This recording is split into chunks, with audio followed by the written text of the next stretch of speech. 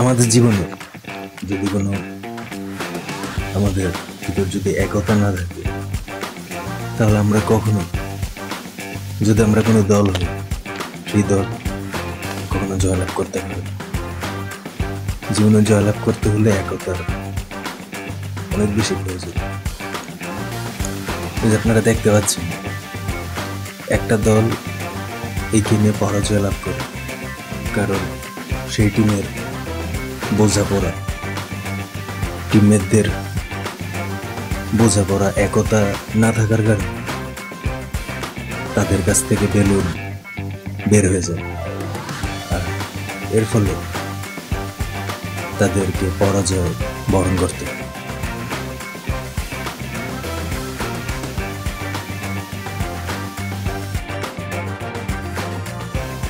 এবং আর একটা কথা, কেউ যেন কখন নাগরদোলার জানালা হতে কফ নিক্ষেপ না করে মুখ থেকে, গলা থেকে আসা কফ কেউ যদি নাগরদোলার জানালা হতে নিক্ষেপ করে, তবে সেটা নাগরদোলার আরেকটা জানালার ভিতর পড়ার সম্ভাবনা থাকে। কারণ নাগরদোলা, অনেকগুলো নাগরদোলা একসাথে চক্রাকারে ঘুরতে থাকে, তাই আমরা কেউ কখনো নাগরদোলা হতে, জানালা হতে কফ নিক্ষেপ করব না আমাদের মুখ থেকে। এবং কেউ কখনো কারো ক্ষতি করার চেষ্টা করা যাবে না, কারণ যার ক্ষতি করা হয়েছে সে যদি প্রতিশোধ নেয়, তবে সেটা কখনোই গ্রহণযোগ্য নাও হইতে পারে। যার উপর প্রতিশোধ নেওয়া হয়েছে সে হয়তো আফসোস করবে যে কার সাথে বা কার ক্ষতি করছিল, যে সে এত বড় প্রতিশোধ নিল।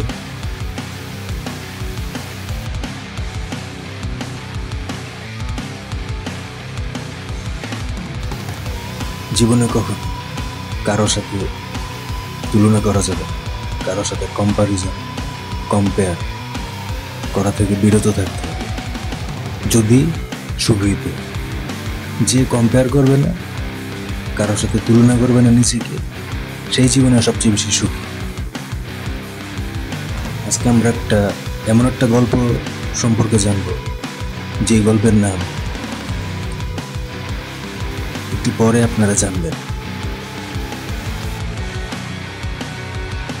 ডেলটয়েড অ্যান্ড ডোডিকাগন, যার অর্থ ডেলটয়েড অর্থ বদ্বীপ সাদৃশ্য, আর ডোডিকাগন অর্থ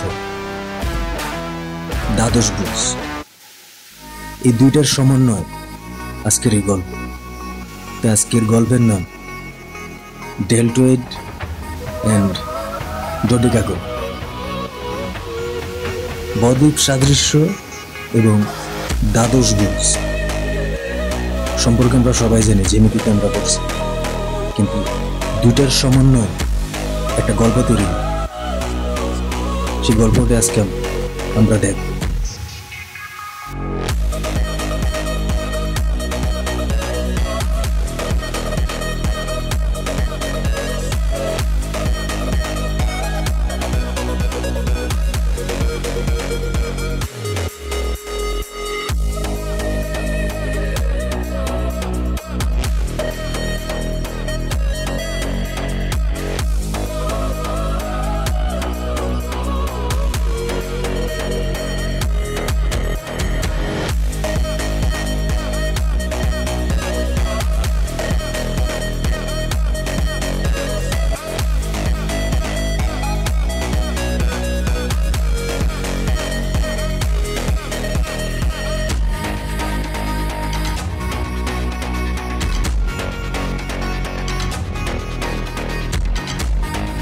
আমাদের এই জীবন আমাদেরকে অনেক ধরনের পরিস্থিতির সম্মুখীন হতে, কিন্তু আমাদেরকে প্রতিনিয়ত সেই সব পরিস্থিতির সাথে মোকাবেলা করার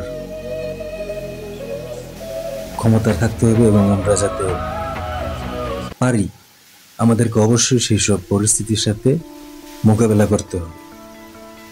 যদি সেসব পরিস্থিতির সাথে মোকাবেলা করতে হয়,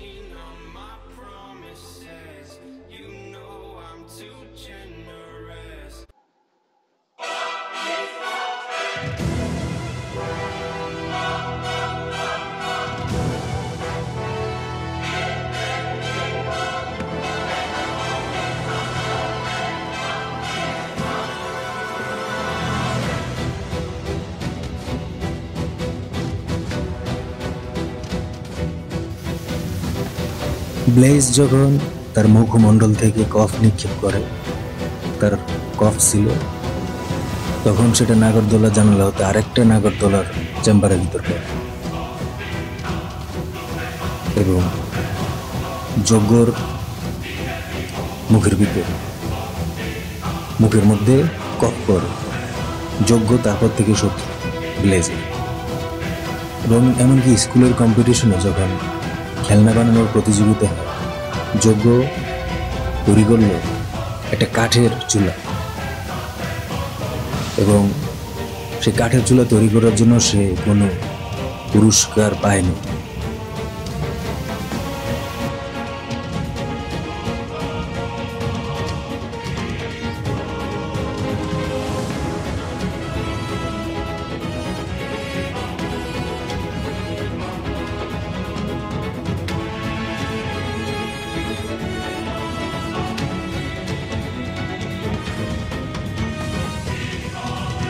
কিন্তু অপরদিকে ব্লেজ পুরস্কৃত হয় শুধুমাত্র এক ট্রাক গরু এবং সার তৈরি করার জন্য, কাঠ দিয়ে, কাঠের তৈরি খেলনা। এটা খুব কঠিন ছিল, যার কারণে ব্লেজ পুরস্কৃত।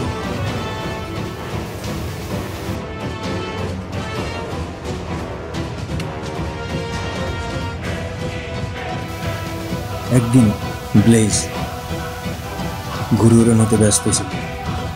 প্রতিদিন সে তার প্রিয় ঘুড়িটিকে সে আকাশে উড়াইত। সে ছিল একজন সৎ মানুষ।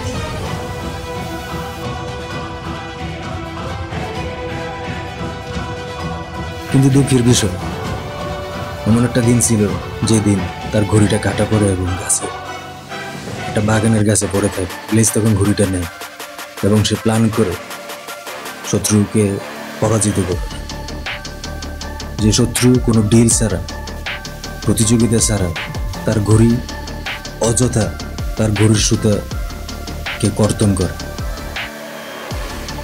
ব্লেজ তখন একটা প্ল্যান বানায় প্রতিশোধ নেয়।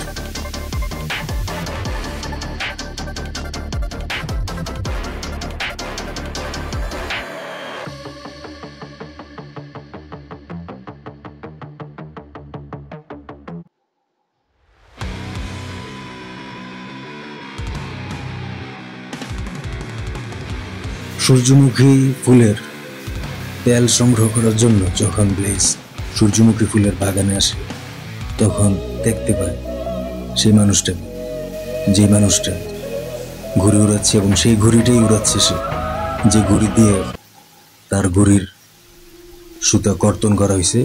কোনো ধরনের ডিল বা কন্ট্যাক্ট ছাড়াই, প্রতিযোগিতার ঘোষণা ছাড়াই তার ঘুড়িটার সুতা কর্তন করা হয়। ব্লেজ তখন একটা বড় স্লিংশটে, বড় একটা পেন্টিং ব্রাশে হলুদ রং মেখে নিক্ষেপ করে, সেই স্লিংশট করে সেই বড় কাপড়ের ঘুড়িটাকে, এবং পরবর্তীতে সেই ঘুড়িটা সম্পূর্ণ হলুদ রঙে পরিণত হয়ে এখানে থেমে থাকে না। ব্লেজ আবার নিক্ষেপ করে স্লিংশট দিয়ে একটা সেলাই করার মেশিন। সেলাই করার মেশিনটা অটোমেটিকলি সুইচ অন ছিল। সেটা গিয়ে অ্যাডজাস্ট হয়ে সেই সুতার সাথে, সেই ঘড়ির সুতার সাথে, এবং কর্তন করে সেই যজ্ঞর যে সুতা সেটা কর্তন করে, এবং ঘড়িটাকে নিয়ে জঙ্গলের ভিতরে একটা গাছের উপর আটকায়।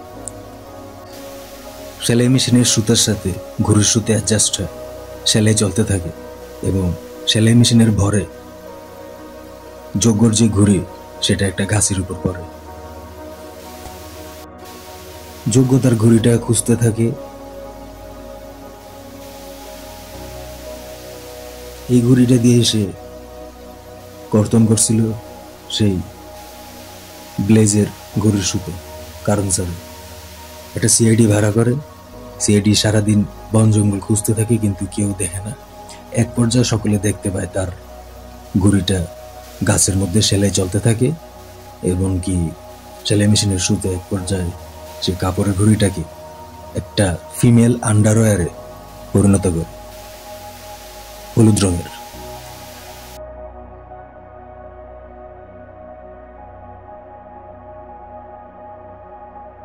যজ্ঞ হঠাৎ রাতে গাছের দিকে তাকিয়ে দেখতে পায় বনের মধ্যে একটা গাছে, বড় গাছে তার ঘুড়িটা আটকাইছে। সেটা হলুদ রঙের এবং কি সেটাতে সেলাই চলতে থাকে। মেশিন এদিকে যায় ওইদিকে যায়, মেশিনও ঝুলছিল সুতায় করে, শক্ত সুতা ছিল, নাইলন সুতা। পরবর্তীতে তার ঘড়িটা একটা ফিমেল আন্ডারওয়্যারে পরিণত হয়। সেলাই মেশিন চালু ছিল, এমনকি সেলাই মেশিন তার কাজ চালিয়ে যায়। যজ্ঞ যখন দেখলো তার ঘড়িটা একটা ফিমেল আন্ডারওয়্যারে পরিণত হয়েছে এবং গাছের সাথে আটকে আছে, আর সেলাই মেশিন সুতা ততক্ষণে শেষ, যজ্ঞ তার নিজের চোখে বিশ্বাস করতে পারেনি। এটা ছিল আরেকজনের ক্ষতি করার প্রাপ্য পানিশমেন্ট।